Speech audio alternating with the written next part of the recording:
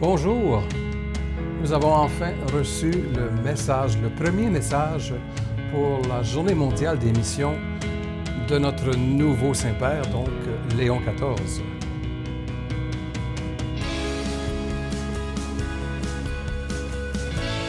Il faut tenir compte que c'est un pape missionnaire. On avait vraiment hâte de voir comment il parlerait de la mission et en ferait un message particulier, pas juste pour le mois missionnaire, je dirais pour toute l'année aussi. Ça sort en janvier pour qu'on se ressource à cette invitation du Saint-Père.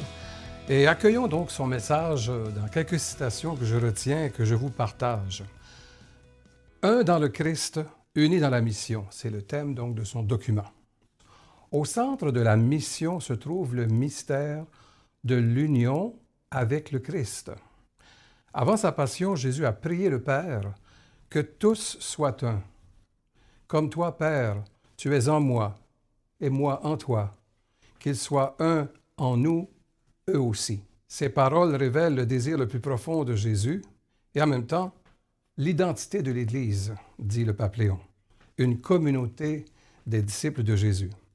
Être en communion, une communion qui naît de la Trinité, et ainsi être au service de la fraternité entre tous les êtres humains.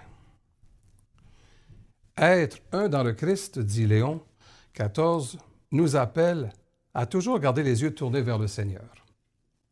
Donc, c'est déjà assez interpellant, ce thème pour tout un mois missionnaire, et je dirais déjà pour une nouvelle année que nous commençons pour être, je dirais, au cœur de la mission qui nous est confiée. Il dit ceci un peu plus loin dans son message que nous accueillons. Plus nous serons unis dans le Christ, plus nous pourrons accomplir ensemble la mission qu'il nous confie.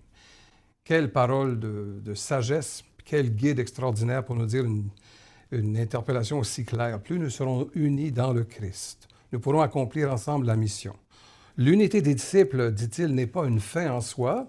Au contraire, l'unité des disciples est ordonnée à la mission. Ça me frappe beaucoup, ça. Jésus, d'ailleurs, l'affirme clairement. Unis, nous le serons pour que le monde croie que tu m'as envoyé. Donc, c'est dans le témoignage d'une communauté fraternelle, unie, solidaire, que l'annonce de l'Évangile trouve toute sa force communicative et j'ajouterais, moi, donc, une plus grande efficacité.